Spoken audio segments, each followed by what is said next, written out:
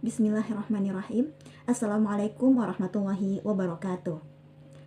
Alhamdulillahilladzi faddala bani Adam bil ilmi wal amali 'alal jami'il alam.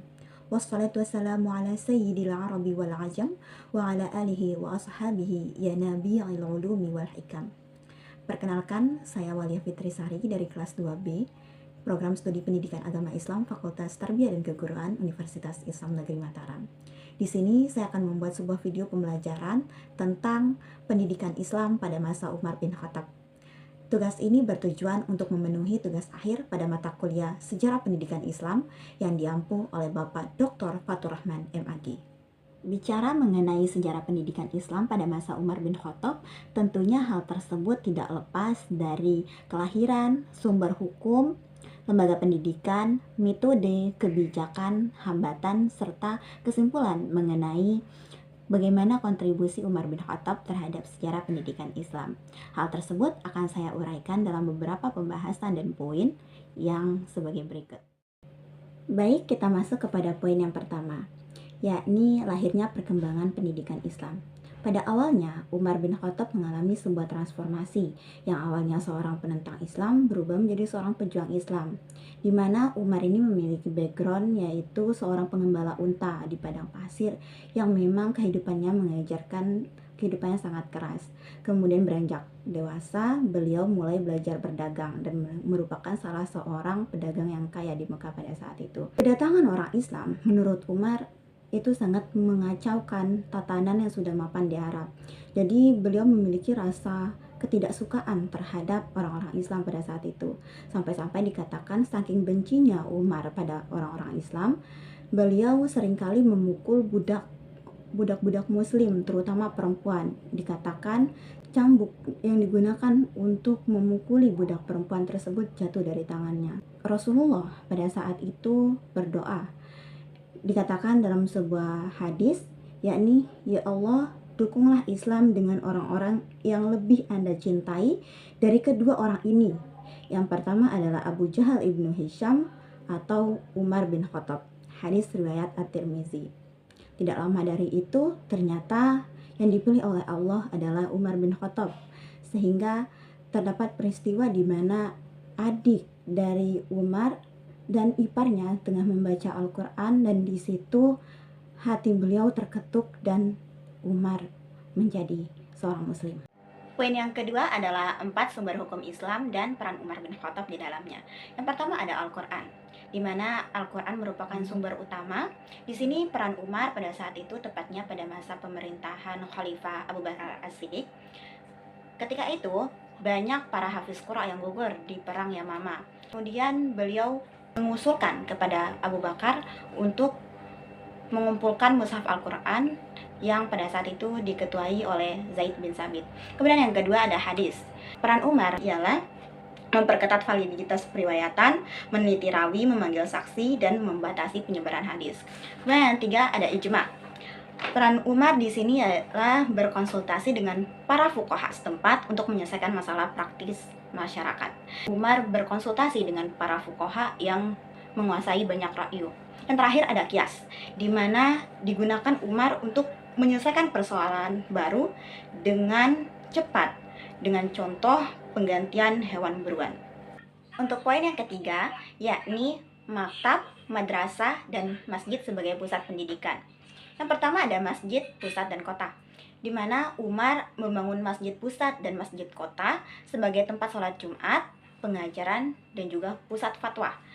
Sedangkan sekolah terpisah, Umar memerintahkan mendirikan sekolah terpisah untuk anak-anak dan guru khusus, di mana Umar juga mengirimkan guru dan dai ke wilayah taklukan untuk mendirikan lembaga pendidikan.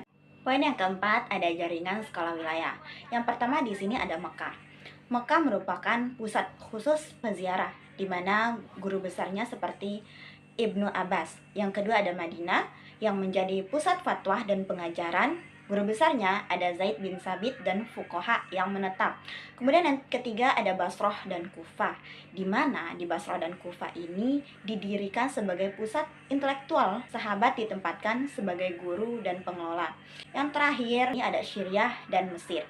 Nah, di sini diutus ada Muaz Abu Darda, dan Uqbah untuk mengajar agama dan fikih. Dan yang kelima, lembaga negara yang mendukung pendidikan.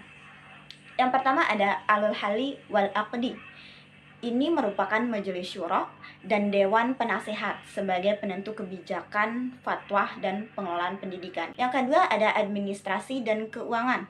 Ada namanya Al-Khatib, Nizam Al-Mali, dan Diwan yang menjadi distribusi gaji untuk mendanai guru dan pembangunan lembaga. Yang keenam, ada kebijakan pendidikan utama oleh Umar bin Khattab.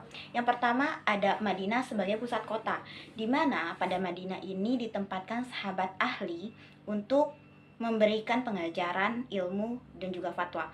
Yang kedua, ada pengiriman guru dan gubernur. Di sini Umar mengutus ulama ke daerah taklukan untuk mengajar Al-Quran, fikih, dan juga akhlak. Yang ketiga ada upah untuk pendidik. Nah, di sini Umar menggaji guru dari Baitul Mal agar mereka fokus mengajar. Di situ dikatakan bahwa gaji guru pada saat itu sekitar 15 dirham. Nah, jika dikonvensikan pada sekarang bisa sekitar 15 sampai 18 juta. Yang keempat ada kurikulum praktis. Umar menerapkan kurikulum pengajaran Al-Quran terlebih dahulu, kemudian baru akidah, bahasa Arab, nahwu, fikih, dan terakhir ada beberapa keterampilan seperti berkuda, juga berenang. Poin yang ketujuh, ada metode pengajaran yang digunakan.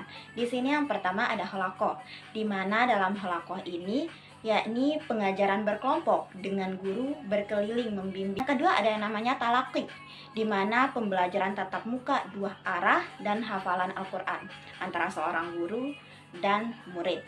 Yang terakhir ada metode ceramah.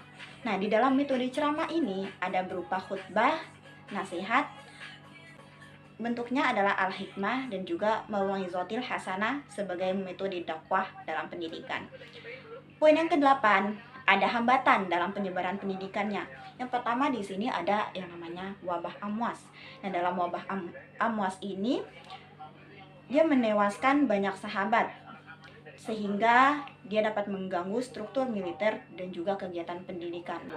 Yang kedua ada kemiskinan dan kelaparan. Nah, di sini kondisi sosial ekonomi juga menghambat akses dan fokus pendidikan, dan meski dikelola lewat pajak, zakat, dan baitul mal, ini sangat mengganggu struktur pendidikan. Dan terakhir ada jarak perjalanan. Di sini luas wilayah taklukan itu sekitar 1.500.000 km persegi. Nah, karena luas wilayah tersebut, maka membuat pengawasan dan pelaksanaan antar pusat pendidikan menjadi sulit dan memakan banyak waktu. Baik, hal yang dapat kita simpulkan dari sejarah pendidikan Islam pada masa Umar bin Khattab ini ialah yang pertama, adanya lembaga yang terstruktur di mana adanya maktab, madrasah, serta masjid dan pendistribusian guru ke tempat-tempat tersebut. Yang kedua, adanya kebijakan yang mendukung kesejahteraan guru di mana gaji guru digaji dengan layak dan insentifnya dari Baitul Mal. Yang ketiga, adanya metode yang efektif berupa halaqah, talaki, serta metode ceramah. Semoga apa yang saya sampaikan ini bermanfaat dan bisa menjadi pembelajaran untuk kita semua. Sekian dari saya. Wallahu muwaffiq ila aqwamit thoriq. Assalamualaikum warahmatullahi wabarakatuh.